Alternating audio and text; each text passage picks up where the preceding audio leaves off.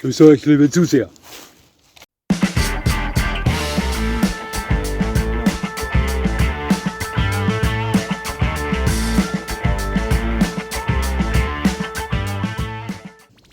Nochmal herzlichst willkommen, liebe Zuseher, hier auf meinem Kanal. Ich freue mich sehr, dass Sie da sind. Ich habe Sie heute mitgenommen zur Marienquelle. Da hinter mir sehen Sie den Einheimischen auch unter dem Namen Sauerbründel bekannt, eine Heilwasserquelle. Die Nachbarortschaft Bad Sauerbrunn, die hat da mit dem Namen dieser Heilwasserquelle zu tun. Nicht wirklich ein Trinkwasser, zu viel Eisen- und Mangangehalt, aber man kann etwas nippen davon, gilt als heilend und so weiter und so fort. Sie wissen schon, ein Knusperhäuschen, wo man jederzeit darauf gefasst ist, dass die Hexe rauskommt und sie auf Lebkuchen einlädt. Ich war da schon mal bei Dämmerung und Donnergrollen und ich sage Ihnen was, dieses Knusperhäuschen da hinten strahlt ziemlich Atmosphäre in solch einer Situation aus. Ja, ich mag das aber. Nun zum heutigen Video. Schlittenhunde. Eine Hundekategorie, die zu den formschönsten der Welt zählt. Viele sehr wolfsähnliche Hunde, ja, eigentlich alle Schlittenhunde. Sehr ausdauernde, leistungsfähige, starke Hunde. Wunderschön. Aber ausnahmslos mit nicht unkomplizierten Charakteren ausgestattet. Sie kennen sibirischen Husky, viele von Ihnen kennen den Grönlandshund. Es gibt viele Schlittenhunde, nun viele. Wirklich viele sind es nicht, aber einige. Auch Samoyedenspitz. Auch heute geht es um den größten und schwersten, den stärksten aller Schlittenhunde, dem Alaskan Malamut. Sehr alter Hundetyp, gilt als die älteste Hunderasse Nordamerikas, ganz klar. Gut, ist nicht wirklich eine Kunst. Schon vor tausenden Jahren sollen angeblich Hundetypen mit sibirischen Nomaden über die Bering-Meerenge ins heutige Alaska vorgedrungen sein. Diese Nomaden nannte man Malamuts. Ja, wissen Sie, woher der Name dieser Hunderasse stammt? Für die Ureinwohner Alaskas, der Inuits, war dieser Hund nicht wegzudenken. Mit diesem Hund wurde Jagd auf Seehunde veranstaltet. Sie schützten die Inuits vor Eisbären, die vertrieben den Eisbären, wurden selbstverständlich als Schlittenhunde in Einsatz genommen und waren auch dazu da, um deren Kinder zu wärmen. Ist so. Bei unzähligen Arktis-Expeditionen wurden diese Hundetypen als nicht wegzudenkende Helfer eingesetzt und man begann langsam damit, sich um einen Standard zu kümmern. Ja, 1935 wurde der Alaskan Malamut als Rasse dann anerkannt. Das ist der größte und schwerste aller Schlittenhunde. Er gilt auch als der stärkste. Wir haben hier Hunde, die bis knapp 65 cm Schulterhöhe erreichen können. Also der Standard spricht von maximal 63 oder 64 cm. Und kapitale Rüden erreichen ein Gewicht von bis zu 40 Kilo. Sind also keine kleinen, keine leichten Hunde. Sie gelten als die stärksten, das habe ich vorher schon gesagt, sind aber bei weitem nicht so schnell wie der windigere, kleinere Sibirien Husky zum Beispiel. Der ist weit schneller, allerdings gilt der Alaskan Malamut als mindestens doppelt so stark und auch als ausdauernder. Das Fellkleid dieses Hundes eignet sich hervorragend für arktische Temperaturen. Es gibt Aufzeichnungen, die berichten von Hunden, die bei minus 40 Grad, also bei 40 Grad unter Null im Freien geschlafen haben. Die haben völlig problemlos in der Früh dann aufgestanden sind und ihren Dienst angetreten haben. Also die lassen sich da, wenn es schneien sollte, ich weiß nicht, ob es bei diesen Temperaturen noch schneit, aber wenn es stürmt, lassen die sich vom Schnee, überrollen. Das Einzige, was die tun, ist, sie legen ihre Rute über ihren Nasenschwamm, damit der nicht friert, und so schlafen die dann bei diesen Temperaturen draußen. Also das sind diesbezüglich wahnsinnig hart im Nehmen. Doch ist dieses Fell gleichzeitig auch extremst pflegebedürftig. Die besitzen eine wahnsinnig dichte Unterwolle und Haaren sehr stark. Ja. Es gibt ihn in Grautönen bis schwarz, es gibt sie auch in Rot und es gibt auch weiße Alaskan Malamuts, doch sind sie in diesen beiden letzten genannten Farben eher selten anzutreffen. Schnell erklärt, würde ich sagen, spricht man beim Alaskan Malamut von einem imposanten, wunderschönen Hund, der zwar äußerst intelligent ist, aber sehr selbstständig handelt. Ja. Oft dickköpfig handelt, sein eigener Herr ist, ganz typisch. Ja. Ohne diesen berühmten Kadavergehorsam, wie ihn zum Beispiel der typische deutsche Schäferhund vorweist. Dieser Hund besitzt einen hohen Aufgabenbedarf, ist aber, wie vorher gerade angedeutet, absolut kein Gebrauchshund für den Platz. Sie verstehen schon, was ich meine. Das ist ein toller Familienhund, der einen passablen Wachhund darstellen kann, aber ein absolut schlechter Schutzhund ist. Es mag Ausnahmen geben, aber generell sei gesagt, dass Schlittenhunde keine Schutzhunde sind. Diese Hunde sind zu menschenfreundlich. Also Alaskan Malamuts, Siberian Huskies, Grönlandshunde, die sind dafür bekannt, alles andere als gute Schutzhunde zu sein. Ne? Also sie sind nicht unkompliziert im Vergleich zu anderen Hunderassen. Dazu dann gleich etwas später. Es kann auch Probleme geben beim Sozialverhalten, beim Aufeinandertreffen auf Artgenossen, auf Gleichgeschlechtliche. Das sind zwar soziale Hunde, wenn sie die anderen Hunde kennen, wenn eine Rangordnung, ja, wenn es da keine Fragen mehr gibt. Ja. Klar, es sind Schlittenhunde, die nebeneinander einen Schlitten ziehen müssen, ohne sich gegenseitig töten zu wollen. Ja, doch es ist nicht nur beim Alaskan Malamut so, bei vielen Schlittenhunden kommt das vor, auch beim Siberian Husky, dass die oftmals Probleme haben beim Aufeinandertreffen auf fremde gleichgeschlechtliche Artgenossen. Die können hier ziemlich kantig werden, ziemlich dominant sein. Der Alaskan Malamut macht hier keine Ausnahme. Ich ziehe mir das nicht aus der Nase, liebe Zuseher. Erstens habe ich es schon einige Male erlebt, mit verschiedenen Malamuts, dazu etwas später. Und zweitens liest man das auch überall von Besitzern von Malamuts. Außerdem sagt man ihm nach, dass er das eine oder andere Problem mit im selben Haushalt lebenden Kleintieren haben kann. Der Malamut kann einen äußerst stark ausgeprägten Jagdtrieb entwickeln. Hier kann es schon etwas knapp werden, auch Katzen gegenüber. Liebe Katzenfreunde oder Hund- und Katzenfreunde, die eine Katze zu Hause haben, welche den Boss dem Hund gegenüber darstellt. Wenn es klappt, ist das so. Aber nicht jeder Hund lässt die Rolle der Katze, die Bossrolle zu. Verstehen Sie, was ich meine? Und auch wenn Sie einen Maine Coon mit, weiß ich nicht, 12 Kilo zu Hause haben, wenn es der wissen will bei einem Malamut und der sich denkt, ja, okay, erst einmal bist du nicht mein Boss und weil du so frech bist, bist du jetzt meine Beute, dann war es das mit dem Maine Coon. Ja. Auch wenn er 15 Kilo hätte. Ja. Das sind Hunde, wo sie auf Wiener Dialekt gesagt Kackholz verkühlen braucht. Ja. Also, es könnte hier eventuell zu Schwierigkeiten kommen. Ist nicht in Stein gemeißelt, aber man schreibt davon, man spricht davon. Der Alaskan Malamut gilt als Hund, der nicht unbedingt leicht daran zu gewöhnen ist, alleine gelassen zu werden. Da gibt es einige Rassen, denen man das nachsagt. Der Alaskan Malamut zählt zu diesen Hunden. Ein typischer, echter Rudelhund. Jo, ich habe schon mal gelesen, Hunde sind in Wahrheit gar keine Rudeltiere. Ich habe auch schon mal gelesen, Hunde bellen nicht, Hunde miauen. Und das dümmste Sprichwort der Welt lautet, Hunde, die bellen, beißen nicht. Ja, also es wird viel behauptet. Und selbstverständlich sind alle Hunde Rudeltiere, egal welcher Rasse. Doch manche Hunde sind menschenbezogener als andere. Der Alaskan Malamut zählt zu einer Hunderasse, die immer Anschluss sucht zu seiner Familie. Ist schwer ans Alleinlassen zu gewöhnen. Und hier kann es oftmals geschehen, dass dieser Hund, wenn er unbeschäftigt ist, wenn er alleingelassen wird, zu zerstören beginnt. Ja, den fällt lauter Blödsinn ein, der zerbeißt ihnen das Mobiliar oder die Schuhe und so weiter und so fort. Muss nicht sein. Ganz klar, allgemein eine Erziehungssache, aber diese Hunde neigen eher dazu als andere Hunde, die weniger dazu neigen. Ja.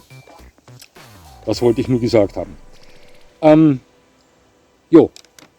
Und wie gesagt, das ist kein Schutzhund. Absolut kein Schutzhund. Ich sage Ihnen gleich, wieso ich das nochmal betone. In Wien kannte ich in den 90er Jahren einen Herrn im Besitz eines Alaskan-Malamut Rüden. Wunderschöner Hund. Der Meinung war, ich weiß das, einen nordisch aussehenden deutschen Schäferhund zu besitzen und dementsprechend erzog er ihn auch. Das war ewiger Kampf und Krampf und der Hund war alles andere als glücklich. Auch das Herrchen war nicht glücklich. Er sagte mir, er kann mit ihm weder Unterordnung noch Schutzarbeit noch Fährtenarbeit machen. Wundert mich nicht. Liebe Zuseher, in 15, knapp 20 Jahren intensiven Hundesport erlebte ich nie einen Schlittenhund. Überhaupt keinen Schlittenhund. Bei uns am Platz, bei der Arbeit. Weder bei der Unterordnung oder der Fährtenarbeit oder der Schutzarbeit. Überhaupt nicht. Soweit ich mich erinnere, betrat nicht mal irgendwann ein Schlittenhund unseren Platz. Das hat ja alles einen Grund. Ja. Also diese Hunde sind Hochleistungssportler, ja, aber völlig fehl am Platz, am Abrichteplatz. Ja. Dieser Herr, weiß ich nicht, was er sich dabei gedacht hat sich über die Rasse nicht informiert, besorgte sich den Malamut und hat ihn mehr oder weniger versucht zu erziehen wie einen deutschen Schäferhund. Und Sie wissen, liebe Zuseher, ein typischer deutscher Schäferhund, gut von Ihnen erzogen, ja, also ein toller deutscher Schäferhund und sein Besitzer funktionieren miteinander wie eine geölte Maschine. Ja. Der weiß sofort, was sie wollen, tut das meistens dann auch. Sie wissen, was der Hund will, ja, und so weiter. Das funktioniert beim Malamut nicht, auch bei einem Husky nicht. Das wollte dieser Besitzer aber nicht einsehen und dementsprechend war das eine unharmonische Beziehung dieses Herrn und seinem Malamut, der mir, möchte ich bemerken, leid getan hat. Ich kannte noch einen Malamut, der hieß Nanook. Das war zu einer Zeit, wo ich einige Malamuts getroffen habe, die Nanook hießen. Damals, 2 oder 3 Jahre vorher, also das war in den frühen 90ern, konnte man sich den Film Lost Boys mit Kiefer Sutherland neu ansehen. Sie wissen schon, diese moderne Vampir-Geschichte. Ein toller Film, hat mir sehr gut gefallen. Toller Soundtrack. Und da besitzt er eine Junge, dessen Bruder dann auch ein Vampir wird, der aber dann wieder sich zum Guten bekennt. Der besitzt einen Malamut und der hieß Nanook. Der Film war damals recht bekannt und gern gesehen. Und 2 oder 3 Jahre später, wenn Sie irgendwo einen jungen Malamut getroffen haben, hieß der Nanook. Dieser Nanook in dem Film Lost Boys, der bekämpft einen Vampir, eben diesen Bruder des Jungen, der da in dem Moment gerade in der Badewanne sitzt, während der Bruder ihn beißen möchte. Und der Nanook, der Alaskan-Malamut, springt auf und bam, springt diesen Vampir an und purzelt mit dem die Treppen runter und man hört sie nur miteinander fetzen, den Vampir und den Malamut. Würde sich in der Realität höchstwahrscheinlich anders abspielen. Ich denke, in der Realität würde der Hund eventuell den Vampir sogar die Tür öffnen, damit er zu den Jungen in der Badewanne kommt. Ja, zurück zu dem Hund. Der war im Besitz einer Dame, einer sehr attraktiven Frau mit feuerrot gefärbten Haaren, eine Chopperfahrerin, tätowiert. Und das war in den frühen 90ern noch nicht so häufig anzutreffen. Ganzkörper-tätowierte Menschen, so wie es heute ist, bin ja auch angemalt. Übrigens, alle diese Tattoos, die Sie sehen, bis auf 2 oder 3 habe ich mir alle selbst gestochen. Ja.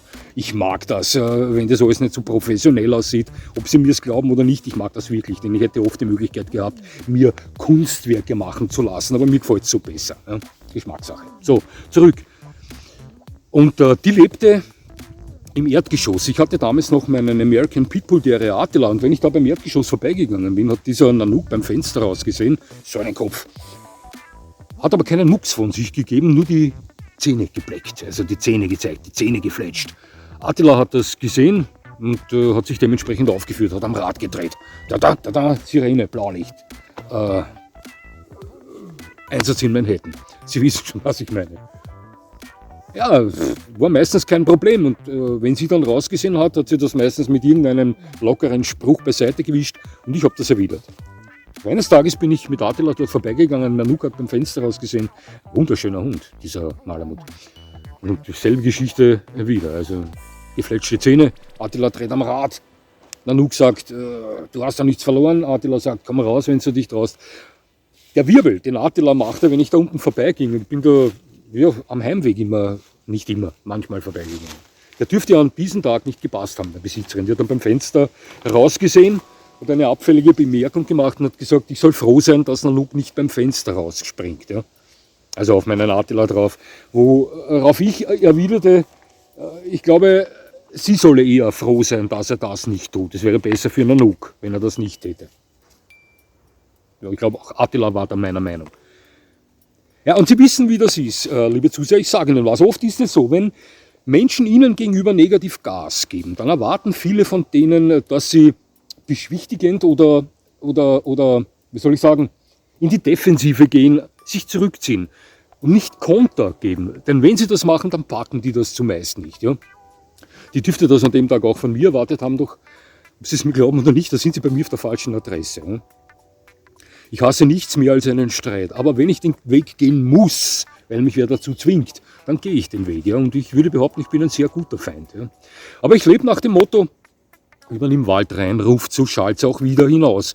Nur ich gab ihr halt dann diesen Konter und von dem Tag an konnte sie mich nicht mehr leiden. Aber ich habe es überlebt. Egal, das war ein wunderschöner Hund. Ja, mit Rüden konnte er nicht. Im Alter von 11 oder 12 Jahren, Boris, mein erster Hund, war knapp 1 Jahr, 1,5 Jahren, waren wir öfter in Jedlesee, im 21. Bezirk, spazieren. Meine Eltern mit Boris und mir und einer meiner Onkeln, meine Tante, mit ihrem Hund, mit Smokey, das war ein Deutsch Langstockhaar, den sie etwa zur selben Zeit erworben haben wie wir damals Boris. Da gingen wir bei einem Grundstück vorbei, auch da war ein Alaskan Malamut drin und das war das erste Mal, dass ich einen Malamut gesehen habe.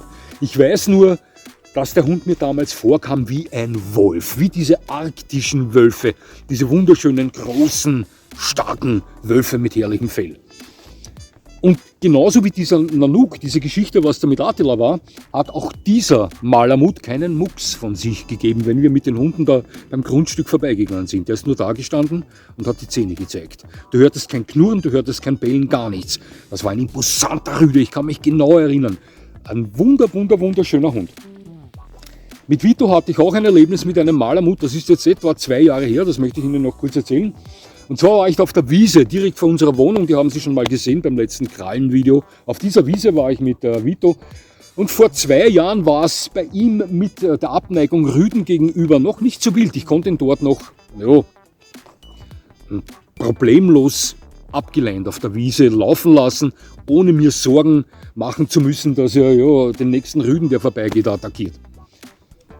Aber der Teufel schlaft nicht und ich war dann mit einer Nachbarin gerade auf der Wiese, sie mit ihren beiden kleinen Hunden. Vito war abgeleint und ich unterhielt mich mit ihr. Plötzlich zischte Vito ab. Ich drehte mich um und so schnell konnte ich gar nicht schauen, kam uns ein Herr entgegen an der Leine mit einer sibirischen Husky-Hündin, schon in die Jahre gekommen, sicher über 10 Jahre alt, und mit einem jungen Alaskan Malamut Rüden, etwas so alt wie Vito. Und da war Vito 2,5 Jahre alt, circa, ja, also etwa genauso alt. Und Vito ging auf den los und die begannen zu raufen an der Leine. Die beiden Schlittenhunde angeleint, Vito die Attacke gestartet, klar, ich schuld. Dennoch kam es etwas zu Streit, weil dieser Herr enorm aufgebracht war. Ich habe Vito dann gesichert, habe aber auch zurückgeböbelt, habe das aber dann kurz danach hingesehen und habe mich 2 Tage später, da habe ich ihn in der Ortschaft getroffen, bei ihm entschuldigt. Also es ist von Herzen gekommen und er hat die Entschuldigung auch angenommen. Es ist nichts geschehen, ja, aber das war klarerweise meine Schuld, aber es ist etwas emotional dann geworden. Ist vom Besitzer ausgegangen, der natürlich verärgert war, dass er daherkommt mit 2 Hunden an der Leine und plötzlich stürzt ein anderer Hund auf ihn zu und auf einen seiner Hunde drauf. Und in dem Fall war das Vito, also meine Schuld. Wie gesagt, habe ich eingesehen, habe mich 2 Tage später bei ihm entschuldigt und er hat das sofort akzeptiert. Überhaupt kein Problem. Es ist auch nichts geschehen. Weder der Malamut hat eine Verletzung davon getragen, noch Vito. Ja, nochmals.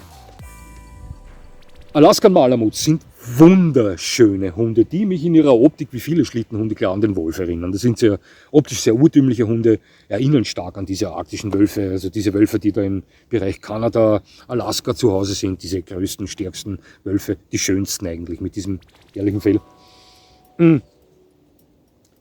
sind aber absolut keine Gebrauchshunde für den Platz. Also diesen Gedanken sollten Sie sich gleich mal wieder aus dem Kopf schlagen. Sollten Sie auf der Suche nach einem Hund sein, mit dem Sie am Platz, an der Unterordnung, an der Schutze bei Pferdenbad arbeiten, das sind Hochleistungssportler, Alaskan Malamuts, das sind Zieher.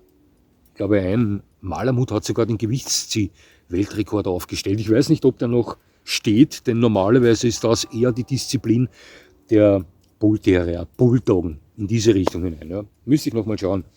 Das sind wahnsinnig starke Hunde, ja, die sehr ausdauernd sind. Oh, ich habe was vergessen. Das sind keine eigentlich, eine Geschmackssache. Schauen Sie, oder Einstellungs, weiß ich nicht, wie soll ich sagen. Ich sage Ihnen, ich kann es so erklären. Ich werde Ihnen jetzt sagen, weshalb ein Malamut für mich nicht in Frage kommt. Ne? Dann können Sie sich ausmalen, für wen diese Hunde am ehesten taugen würden. Schauen Sie zuerst mal, die Eigenschaft Wach- und Schutzhund ist eine Eigenschaft, die ein Hund, wenn möglich, auf natürliche Art und Weise besitzen sollte. Also es gibt ja viele Hunderassen, denen man nachsagt, sie kommen mit dieser Eigenschaft schon zur Welt. Denn die Eigenschaft, Schutztrieb anzutrainieren, über das habe ich schon mal gesprochen, das ist nicht empfehlenswert aus verschiedensten Gründen, habe ich auch schon mal gesagt. Aber diese Eigenschaft besitzt der Malamut eher nicht. Das ist schon mal ein Minuspunkt für mich. Die zweite Sache ist Fähigkeit. Liebe Zuseher, ich sage Ihnen was. Liebe Nachbarn in Deutschland, Italien, Schweiz, Ungarn, überall. Wir haben die letzten 10, 15 Jahre Sommer, wo wir teilweise mehrere Tage mit 38 Grad plus erleben. Also da stöhnt schon selbst ein Slugi oder ein Saluki, weil es ihnen zu heiß wird. Ja. Stellen Sie sich vor, Sie haben da einen Hund zu Hause, eine arktische Hunderasse, die Temperaturen bis minus 40 Grad erträgt. Ja, man sagt zwar, dichte Unterwolle schützt auch vor Hitze, aber würden Sie sich darauf verlassen? Also ich würde das nicht. Ja. Also was machen Sie dann mit solch einem Hund, wenn Sie jetzt eine Hitzewelle haben von über 2-3 Wochen mit über 35 Grad? Ja, der Hund ist arm. Ja, vielleicht haben Sie einen Garten und können ihn, wenn Sie ihn draußen herumlaufen lassen, ja, alle halben Stunden mal abkühlen mit dem Wasserschlauch und so weiter. Das ist möglich. Ja.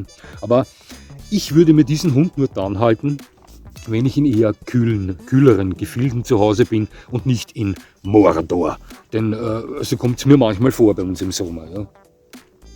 Außerdem wäre mein Problem, das ich mit diesem Hund habe, ist, schauen Sie auch, mein Hund hat, Vito hat auch, und er bekommt täglich seine Fellpflege. Und hier nehme ich schon mal viel abgestorbenes Fell weg, speziell jetzt im Fellwechselzyklus, und der findet gerade statt. Wir haben heute den 17. Oktober, ist mein Geburtstag, aber wenn Sie das Video sehen, ist er schon wieder vorbei. Heute bin ich 54 Jahre alt, also ein alter Mann. Bist du mal 54 Jahre, wirst aussehen, du nicht gut? Oder so ähnlich sagte Yoda das von Star Wars, aber da ging es, glaube ich, um 900 Jahre. Ja. Auch Vito hart. Aber das ist nichts im Vergleich zum Malamut, wie der hart. Also das ist schon ein Wahnsinn, was der Fell verliert. Also sogar ich betreibe täglich Fellpflege bei Vito. Beim Malamut ist es selbstredend. Da brauchen wir gar nicht drüber reden. Es ist so überall zu lesen. Mindestens 2-mal die Woche das Fell bürsten, aber ich glaube nicht, dass das reichen wird. Also da sind sie schon viel hinten nach. Also es sind mehrere Dinge, die den Hund für mich uninteressant machen. Wenn es rein um die Optik geht, dann geht nicht viel drüber. Denn rein optisch zählt der Alaskan Malamut mit Sicherheit zu den schönsten Hunden der ganzen Welt. Für mich zumindest und für viele von Ihnen auch. Also der schlägt in dieselbe Kerbe hinein wie ein American Akita, ein Siberian Husky und so weiter. Sie wissen schon, diese wolfsähnlichen Hunde mit herrlichem Fell, schönem Kopf. Ja. Aber charakterlich. Also da müssen Sie schon ein Mensch sein, der auf so etwas steht. Ja? Also auf einen Hund, der eine gewisse Eigenständigkeit an den Tag legt, Kadavergehorsam vermissen lässt. Ja, ein Hund für Leute, die gerne hiken. Der ist dann mit Ihnen sofort dabei, wenn es mit der Temperatur passt. Das auf jeden Fall. Ja. Und dennoch sage ich, wenn viele sagen, wenn ich ein Aussteiger wäre, in den Yukon ziehen würde, ja, Selbstversorgerhütte und so weiter, Träumereien. Ja. Ich würde meinen Malamut mitnehmen, ich nicht. Ja. Ich würde meinen guten deutschen Schäferhund mitnehmen. weil er charakterlich einfach viel besser zu mir passen würde als der Malamut. Ja, aber nochmal, ein Hund für erfahrene Feinschmecker, meiner Meinung nach, die optimalerweise in Gebieten leben, Skandinavien oder eben Kanada, Alaska, Sibirien-Gegend, wo es nicht wirklich häufig sehr heiß wird. Ja.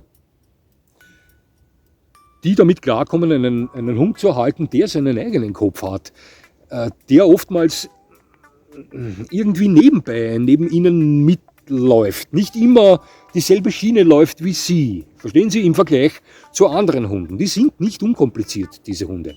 Ein Hund, der eventuell anschlägt, wenn etwas nicht passt, aber sie nicht beschützen wird im Ernstfall. In 99% der Fälle nicht. Ja.